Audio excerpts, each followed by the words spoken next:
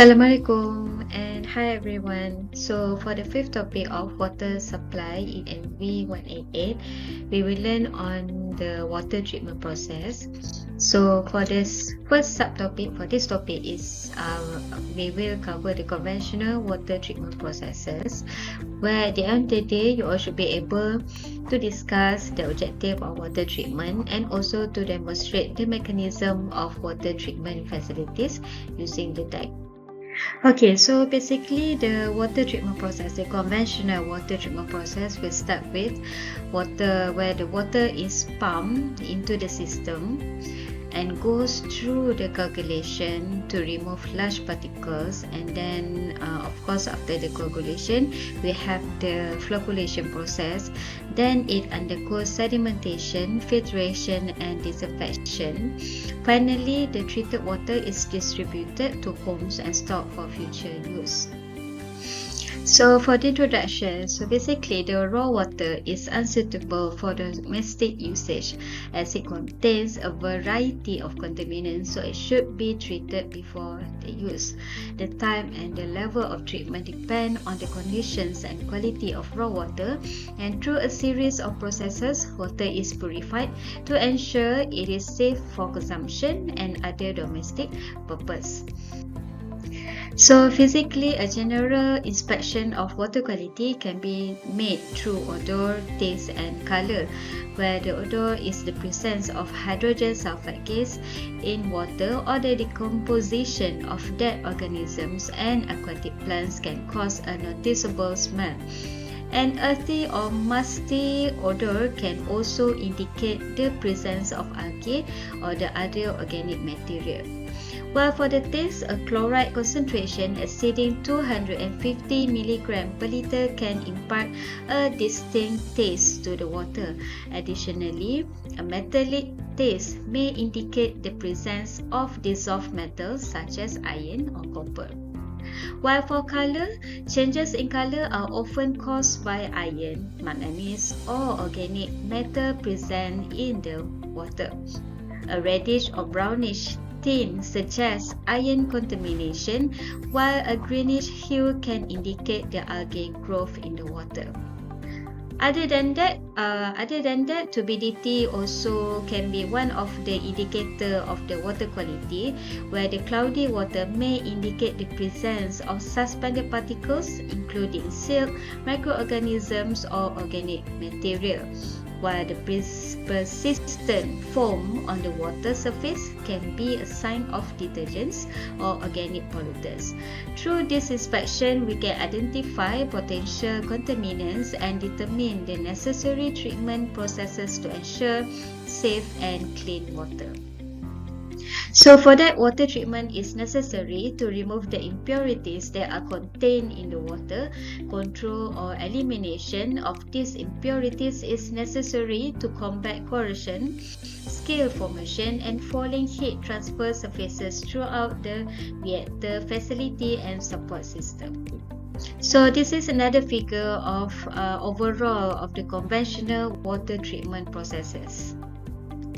Okay, so for the first step, we go to the preliminary process, which is include the screening, where the purpose of screening process is to screen out to restrict the entry of suspended solids, for example garbage, into the water treatment plant, to avoid the pump, piping and others equipment from damage.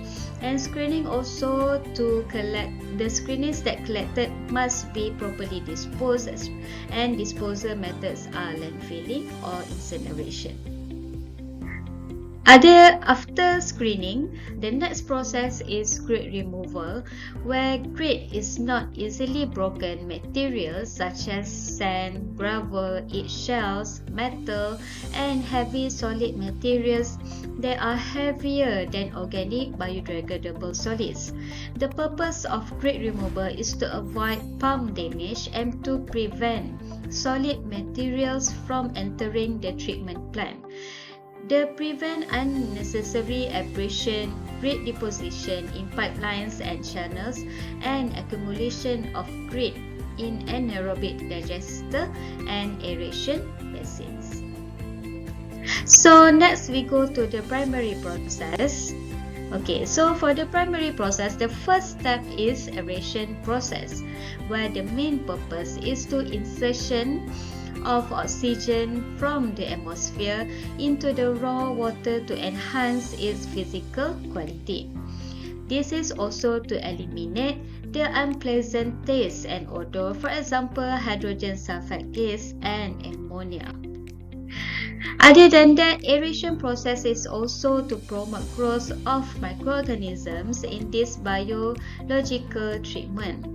This is remove dissolved gases such as carbon dioxide, as carbon dioxide can increase the acidity of water, making it corrosive. The process is also to remove dissolved metals through oxidation, for example, oxidation of dissolved metals such as barium and manganese. Once oxidized, these chemicals fall out of solution and become suspended material in the water. The suspended material can then be removed by sedimentation. Okay, so the next process, of course, the primary sedimentation. Primary sedimentation is a physical water treatment process using gravity to remove suspended solids from the water. Solids-liquid separation is based on the difference in specific gravity between water and suspended particles that sink to the bottom of the tank. This process is applied only for raw water with high suspended solids that can cause high turbidity, and this process, the retention time is between 30 to 60 minutes. Okay, so this is basically the figure of aeration tank, and the next is the sedimentation tank. Okay, next is secondary. Okay, so for the first process in secondary process is coagulation, flocculation process. However, we go first to the coagulation process, where basically coagulants such as aluminum sulfate, ferric chloride or polymers are added to the water. This chemical neutralize the charges of suspended particles, for example dirt and organic matter, which are typically negatively charged and repel each other. As the charges are neutralized by the alum, the particles start to clump together, forming small aggregates known as microflocs. Okay, so basically this is the process. Okay, the impurities before we adding the alum, and then after we add in the coagulant or the alum, okay, we can see the pollutants absorb onto the impurities. The coagulant absorbs onto the impurities. Okay, and coagulation basically indicates the process through which colloidal particles and very fine solid suspensions are destabilized so that they can begin to agglomerate if the conditions are appropriate. The destabilization of small suspended and colloidal particulate matter, the absorption and or reaction of portions of the colloidal and dissolved natural organic matter to particles depends on the source of the water and the nature of the suspended, colloidal and dissolved organic constituents. Flocculant next particles will sweep through the water to be treated and settled.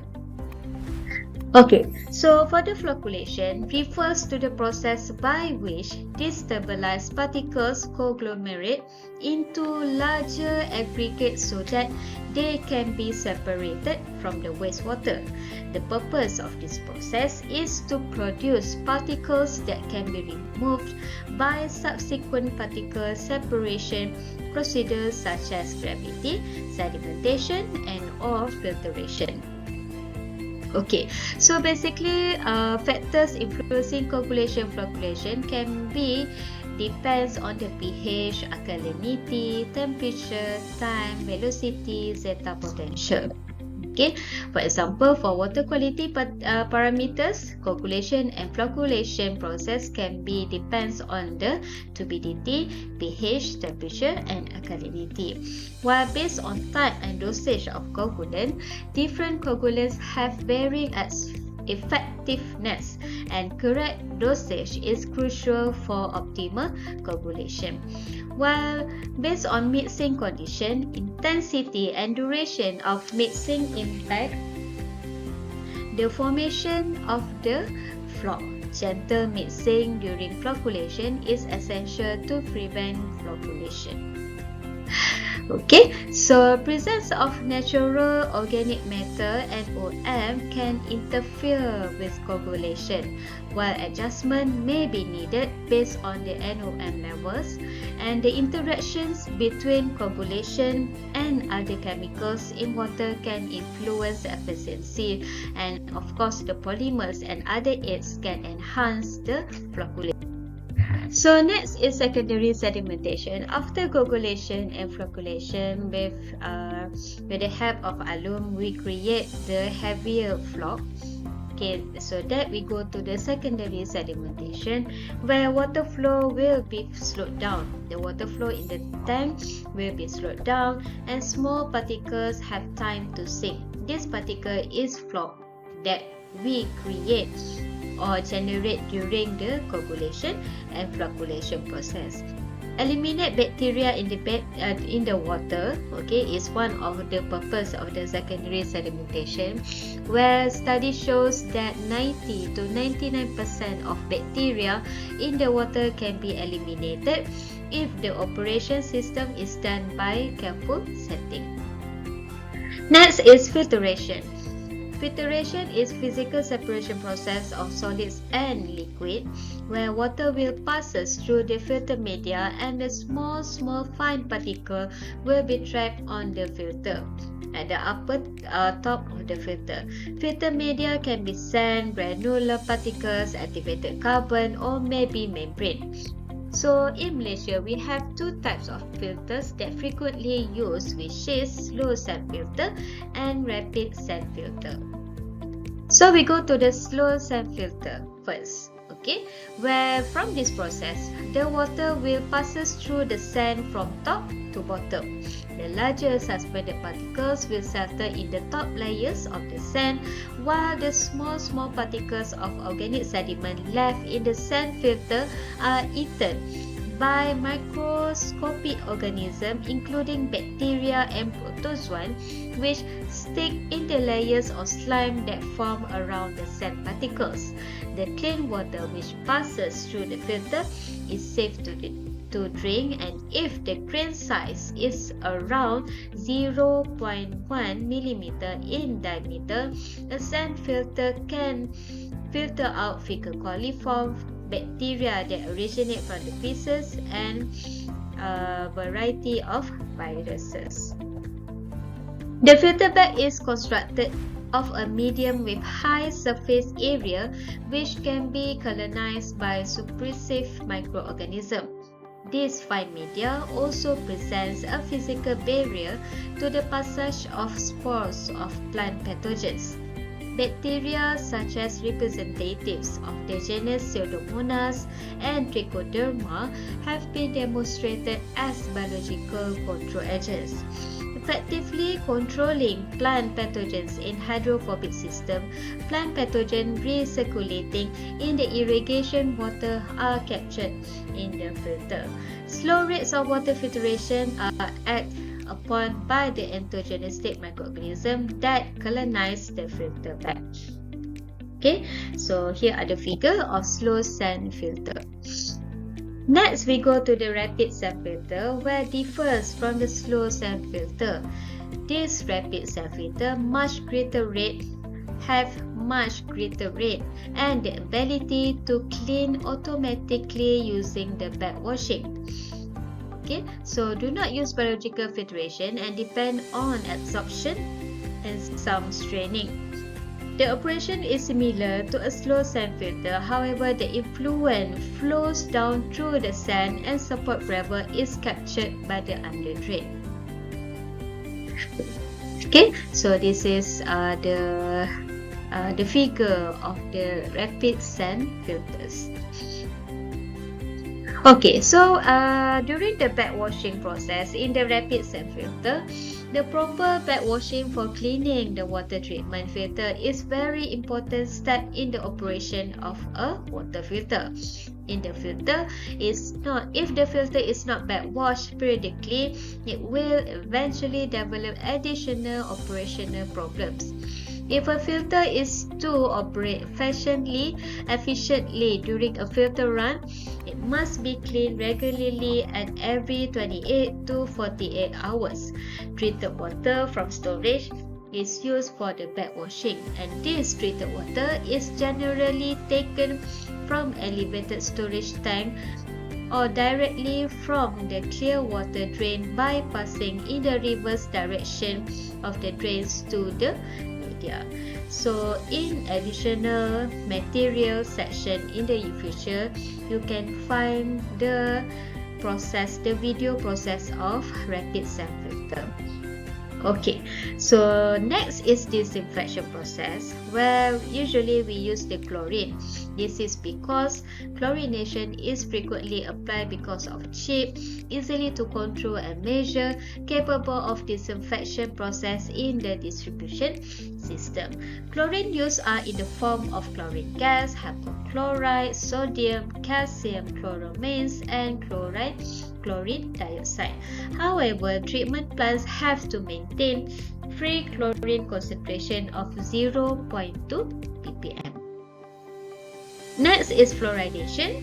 Okay, so fluoridation is one of the most important, where it's the process of adding fluoride contained in the treated water within an allowed level. The aim is to prevent disease and tooth decay in children, and the chemicals used are sodium silicon fluoride with an allowed dose between 0.6 to 0.8 ppm. And last sekali is pH monitoring, where hydrated lime is introduced to ensure that the pH of the water is within the range. The pH should be appropriate because if the pH is low, will erode the water supply pipe. If the pH level is high, it will form deposits on the water supply system. So for the summary, we can see that conventional water treatment processes involve coagulation and flocculation to aggregate particles, sedimentation and clarification to settle out solids, filtration to remove remaining particles, disinfection to kill pathogens, and pH adjustment with chemical addition to optimize water quality. Each step is critical in ensuring the production of safe and clean drinking water. For that, thank you for joining today and see you in the next topics.